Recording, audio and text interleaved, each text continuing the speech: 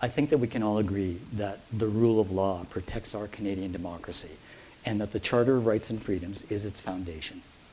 With our Constitution and our laws as a backdrop, the positive symbolism of the niqab seemed like such a clear glass of water here in our world.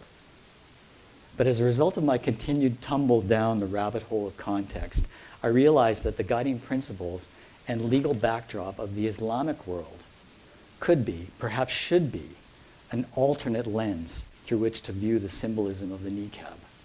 So, through the looking glass of the law, I went. Of the 50 or so Muslim majority countries in the world, 12 of those countries have either partially or fully adopted Sharia, the legal system of the Qur'an, into the foundation and practice of their civil and criminal justice systems. 3 of these countries are Afghanistan, Pakistan, and Saudi Arabia, where, not coincidentally, the niqab and the burqa are widely worn.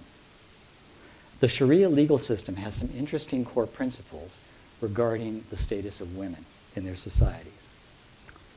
For example, in the area of witness testimony for any civil or criminal case, did you know that 2 women must testify to equal the testimony of 1 man?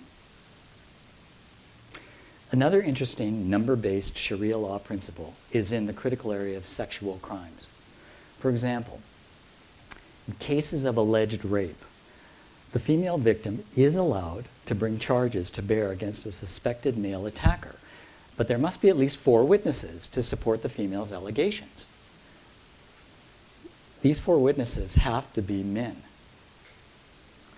As you can imagine, it's not uncommon to encounter some difficulty in gathering 4 male witnesses to speak on behalf of a female rape victim.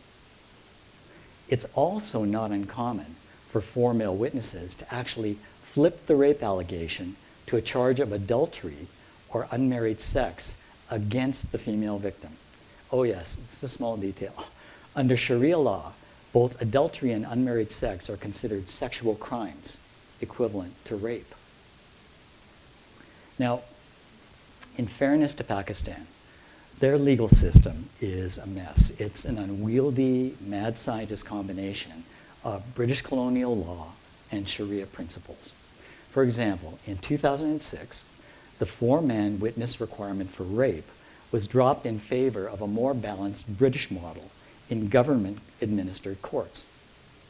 However, the anti-female Sharia principles for rape prosecution are still practiced in many fundamentalist provinces of Pakistan, and adultery and unmarried sex are still under Sharia rules everywhere in the country. Under Sharia, death by stoning is still a punishment option for these so-called sexual crimes.